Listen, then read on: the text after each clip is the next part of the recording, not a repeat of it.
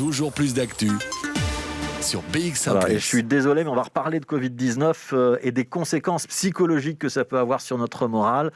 Des conséquences qui peuvent même atteindre un paroxysme avec des personnes qui ne veulent plus sortir de chez elles. Elles refusent l'idée de se déconfiner. C'est un phénomène qu'on a pu observer, par exemple, au Japon avec les hikikomori et qui pourrait donc être dupliqué à l'occasion du Covid-19 chez nous. On va en discuter maintenant avec Evelyne Josse. Elle est psychologue. Elle a interrogé des Bruxellois et des Wallons dans cette situation et elle est l'invitée de Arnaud Bruckner. Evelyne Josse, bonjour. Bonjour.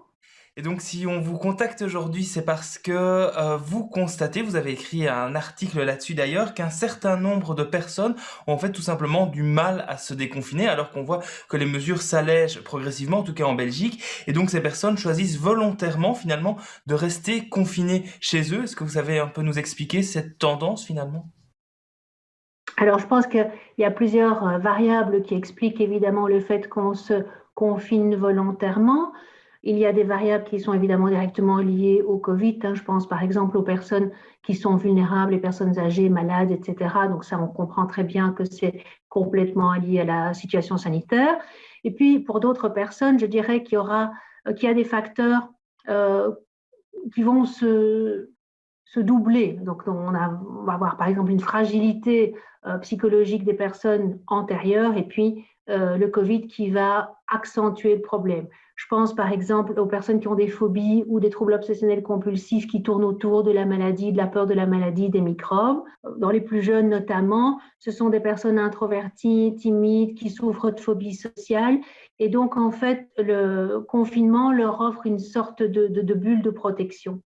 On voit aussi quand même pas mal de personnes pour qui la situation Covid en fait a réactivé des traumatismes antérieurs. Donc des personnes qui ont vécu des traumatismes dans l'enfance, par exemple, voire par exemple des gens qui ont vécu les attentats terroristes. Donc on voit ça. Alors chez les jeunes aussi, toutes les personnes, tous des enfants, des adolescents qui ont des difficultés scolaires, donc des phobies scolaires ou des mauvaises notes, des troubles de l'attention et qui donc eux aussi évidemment avec le confinement risquent d'aggraver leurs troubles parce que ça leur offre quelque part une protection. Je dirais que la dernière chose à laquelle je pense, ce sont des personnes qui remettent en question les valeurs de notre société consumériste, néolibérale, et qui ne veulent pas, je dirais, jouer ce jeu-là. Et donc, c'est ce genre de situation-là, vous avez une idée de la prévalence dans la société? C'est relativement courant ou c'est plutôt des cas relativement isolés? Alors, tout dépend en fait de la gravité, c'est-à-dire je pense que ça, pour un nombre assez important de personnes, on va retrouver, je dirais, une symptomatologie entre guillemets à bas bruit, c'est-à-dire des difficultés à affronter, mais qui affrontent malgré tout. Alors, pour les personnes vraiment qui sont tout à fait recluses, qui restent vraiment chez elles complètement isolées, ça, je pense que c'est un phénomène qui est quand même assez rare. Et alors concrètement, si quelqu'un qui nous écoute est dans cette situation, on connaît quelqu'un qui est dans cette situation, comment s'en sortir? En allant voir un psy comme vous, ou est-ce qu'on peut travailler sur soi-même depuis chez soi, par exemple? Alors, de toute façon, je pense que ce soit pour les personnes ou pour l'entourage, c'est éviter que ça ne s'ancre, parce qu'en fait, notre cerveau est ainsi fait que plus on évite une situation qui nous fait peur, et en fait, plus on renforce la puissance de cette peur. En fait, notre cerveau, quand on évite une situation qui nous fait peur, il ressent une sorte de soulagement. Et donc, du coup, c'est comme une récompense. Ça veut dire qu'il aura tendance à aggraver le problème. Donc, je dirais qu'il faut agir le plus précocement possible.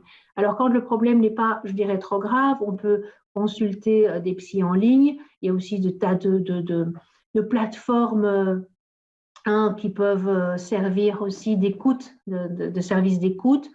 Et puis, on a quand même beaucoup de propositions au niveau de la gestion du stress qu'on peut trouver sur Internet, que ce soit du yoga, de la méditation en pleine conscience, de l'auto-hypnose, de la cohérence cardiaque. Ce sont toutes des techniques que les personnes peuvent utiliser pour affronter. Mais je pense que quand le problème est trop important, il me semble, voilà, je ne vois pas d'autre issue, effectivement, que de se faire aider par un thérapeute.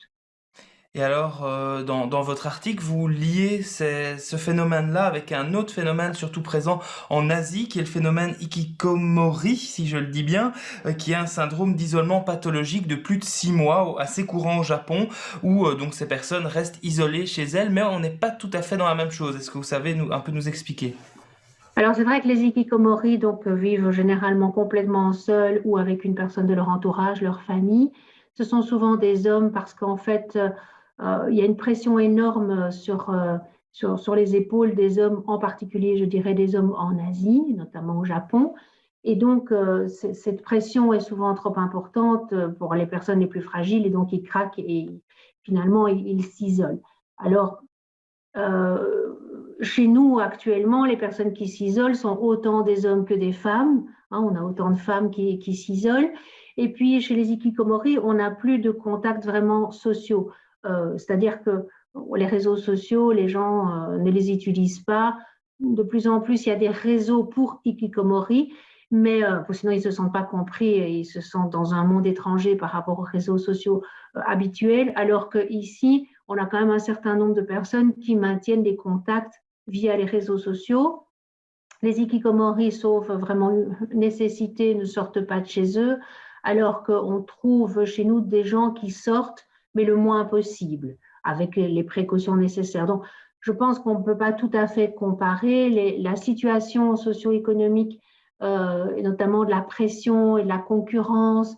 Bien sûr, elle existe chez nous, mais peut-être pas depuis la maternelle, comme c'est le cas au Japon. Donc, je pense que ce sont des phénomènes qui, évidemment, ont des points communs.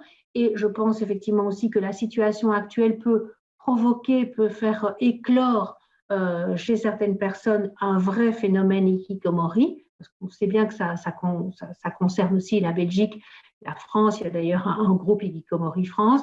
Ah, donc ça existe aussi dans nos pays, même si effectivement ce n'est pas très fréquent. Et donc je dirais que ça va déclencher quelque chose qui était déjà sans doute présent. Merci Evelyne Josse. Je rappelle donc que vous êtes psychologue, notamment spécialisée dans l'hypnose et le MDR. Vous êtes aussi chargée de cours à l'Université de Lorraine. Merci à vous. Merci.